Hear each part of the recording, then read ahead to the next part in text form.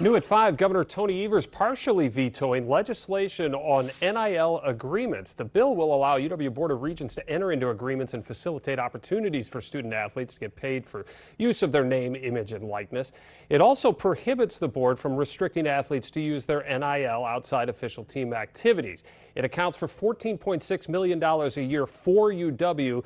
Also includes $200,000 a year for Green Bay and Milwaukee for maintenance projects on facilities. However, the governor is vetoing certain sections of the bill and the term maintenance. It's pretty technical, but the money will still be there. He also says he objects to the bill restricting the use of funds appropriated for athletic facilities within the UW system.